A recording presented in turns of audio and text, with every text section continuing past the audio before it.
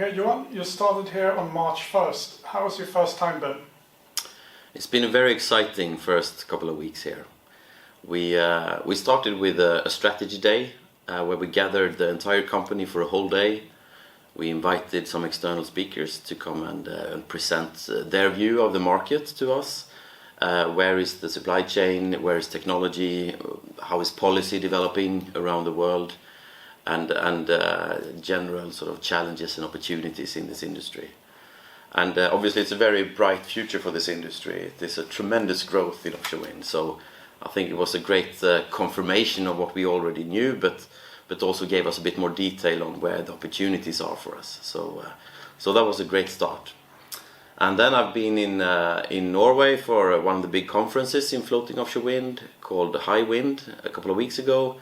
And it was the first time I was on the stage on a big conference to present and represent SeaTwirl and our technology. So very exciting to present to an audience of maybe 400 people or so. And then it was a panel debate afterwards where I could also then elaborate a bit more of what we think we can offer to the industry.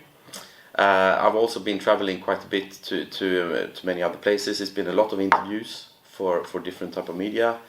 Been a podcast interview that's going to be published in the next couple of days, and in general just a very intensive time with a lot of interest from the market. So an incredibly exciting first month here.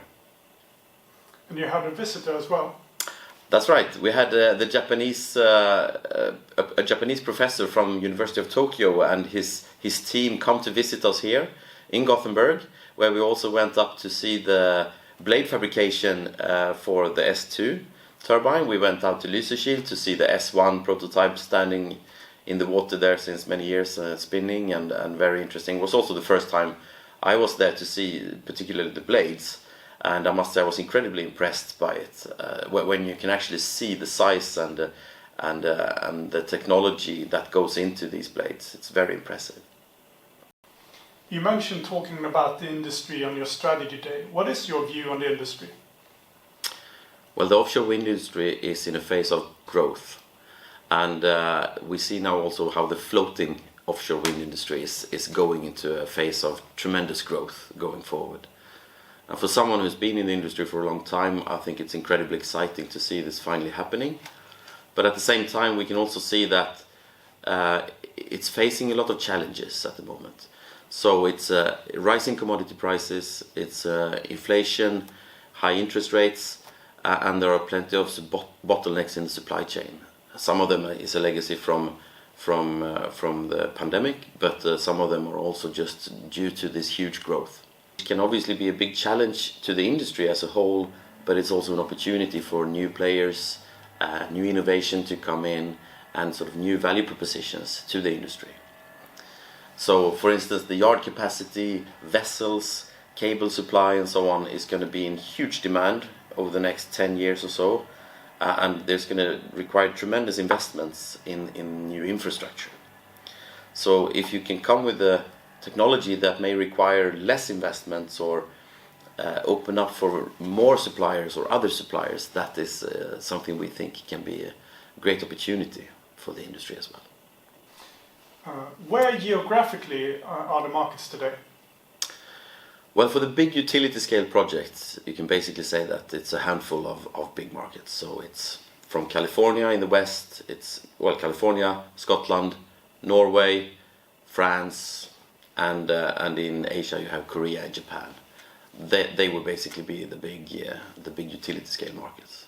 But we also see now an emergence of a lot of smaller projects and more targeted niche markets. So we can see, for instance, how the oil and gas industry is trying to electrify their platforms.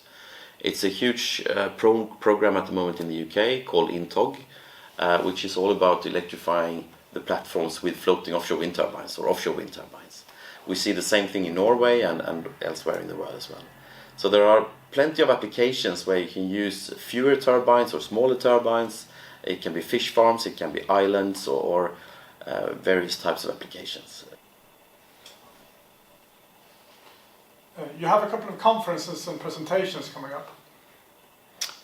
Yeah, I think it's very important now that we are visible. We're out there in the market. We are on stage and showing what we have developed and what we can offer now. So it's a great focus for me to be out there and go to conferences and present at conferences. So already next week we have this investor conference in Stockholm called Red Eye on the 4th of April.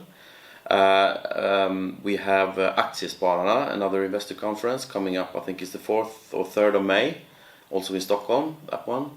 Our CTO is going to Hamburg next week to present at the big floating offshore wind conference, and also there be on the panel to discuss the challenges in the supply chain and yard capacity and so on.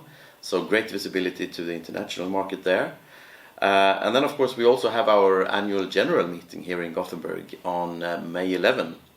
So for anyone who's interested to come and meet us here and to learn more about us, then most welcome to come and see us. What about Wind Europe? Yeah, no, I'm not going to Wind Europe this year, unfortunately. I'm going to be away.